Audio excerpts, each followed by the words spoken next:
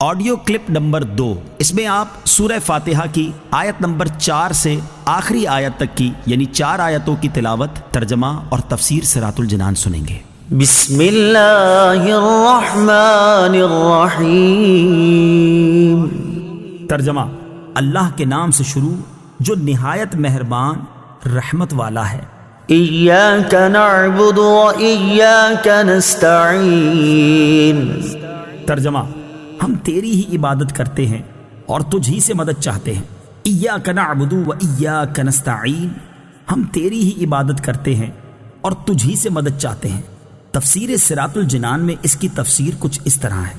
اس سے پہلی آیات میں بیان ہوا کہ ہر طرح کی حمد و ثنا کا حقیقی مستحق اللہ تعالیٰ ہے، جو کہ سب جہانوں کا پالنے والا، بہت مہربان اور رحم فرمانے والا ہے۔ اور اس آیت سے بندوں کو سکھایا جا رہا ہے کہ اللہ تعالیٰ کی بارگاہ میں اپنی بندگی کا اظہار یوں کرو کہ اے اللہ عز و جل، ہم صرف تیری ہی عبادت کرتے ہیں، کیونکہ عبادت کا مستحق صرف تو ہی ہے اور تیرے علاوہ اور کوئی اس لائق ہی نہیں کہ اس کی عبادت کی جا سکے، اور حقیقی مدد کرنے والا بھی تو ہی ہے۔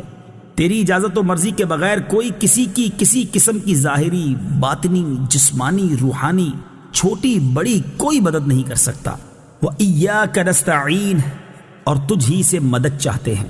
تفسیر صراط الجنان میں اس کی تفسیر کچھ اس طرح ہے۔ اس آیت میں بیان کیا گیا کہ مدد طلب کرنا خواہ واسطے کے ساتھ ہو یا واسطے کے بغیر ہو، ہر طرح سے اللہ تعالیٰ کے ساتھ خاص ہے، اور اللہ تعالیٰ کی ذات ہی ایسی ہے جس سے حقیقی طور پر مدد طلب کی جائے۔ اعلیٰ حضرت امام احمد رضا خان علیہ رحمت الرحمان فرماتے ہیں، حقیقی مدد طلب کرنے سے مراد یہ ہے کہ جس سے مدد طلب کی جائے اسے بالذات قادر، مستقل مالک اور غنی بے نیاز جانا جائے کہ وہ اللہ تعالیٰ کی عطا کے بغیر خود اپنی ذات سے اس کام یعنی مدد کرنے کی قدرت رکھتا ہے۔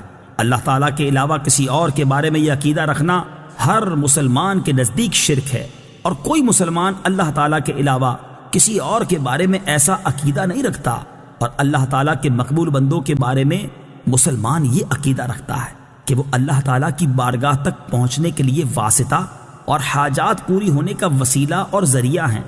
تو جس طرح حقیقی وجود کہ کسی کے پیدا کیے بغیر خود اپنی ذات سے موجود ہونا اللہ تعالیٰ کے ساتھ خاص ہے، اس کے باوجود کسی کو موجود کہنا اس وقت تک شرک نہیں جب تک وہی حقیقی وجود مراد نہ لیا جائے۔ یوں ہی حقیقی علم کہ کسی کی عطا کے بغیر خود اپنی ذات سے ہو، اور حقیقی تعلیم کہ کسی چیز کی محتاجی کے بغیر از خود کسی کو سکھانا اللہ تعالیٰ کے ساتھ خاص ہے۔ اس کے باوجود دوسرے کو عالم کہنا یا اس سے علم طلب کرنا اس وقت تک شرک نہیں ہو سکتا جب تک وہی اصلی معنی مقصود نہ ہو۔ تو اسی طرح کسی سے مدد طلب کرنے کا معاملہ ہے کہ اس کا حقیقی معنی اللہ تعالیٰ کے ساتھ خاص ہے، اور وسیلہ و واسطہ کے معنی میں اللہ تعالیٰ کے علاوہ کے لیے ثابت ہے اور حق ہے۔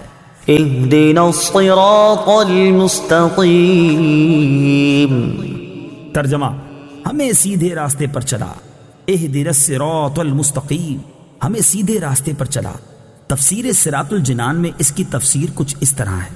اللہ تعالیٰ کی ذات و صفات کی معرفت کے بعد اس کی عبادت اور حقیقی مددگار ہونے کا ذکر کیا گیا، اور اب یہاں سے ایک دعا سکھائی جا رہی ہے کہ بندہ یوں عرض کرے، اے اللہ عز و جل، تو نے اپنی توفیق سے ہمیں سیدھا راستہ دکھا دیا، اب ہماری اس راستے کی طرف ہدایت میں اضافہ فرما اور ہمیں اس پر ثابت قدم رکھ۔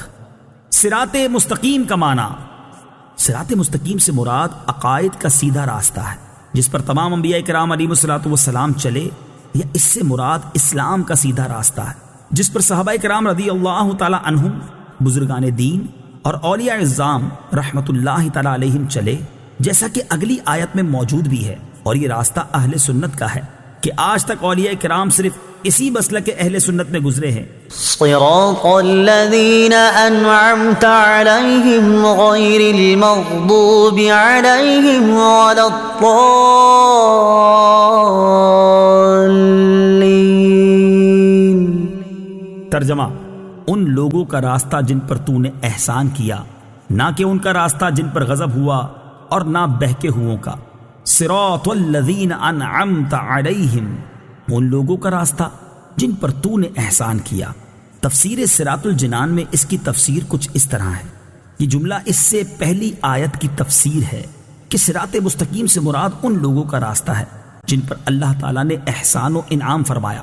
آیت ولداللین سے متعلق شرعی مسئلہ، بعض لوگ ولداللین کو ولداللین پڑھتے ہیں، ان کا ایسا کرنا حرام ہے۔ اعلیٰ حضرت امام احمد رضا خان علیہ الرحمۃ الرحمان فرماتے ہیں ضاد ضا ذال زا سب حروف متباینہ متغائرہ یعنی ایک دوسرے سے جدا جدا حروف ہیں، ان میں سے کسی کو دوسرے سے تلاوت قرآن میں قصدن بدلنا، اس کی جگہ اسے پڑھنا، نماز میں ہو خواہ بیرون نماز، حرام قطعی و گناہ عظیم، افتراء علی اللہ و تحریف کتاب کریم ہے۔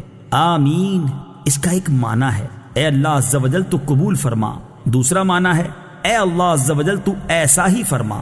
آمین سے متعلق شرعی مسائل، نمبر 1 یہ قرآن مجید کا کلمہ نہیں ہے۔ نمبر 2 نماز کے اندر اور نماز سے باہر جب بھی سورہ فاتحہ ختم کی جائے تو اس کے بعد آمین کہنا سنت ہے۔ نمبر 3 احناف کے نزدیک نماز میں آمین بلند آواز سے نہیں بلکہ آہستہ کہی جائے گی۔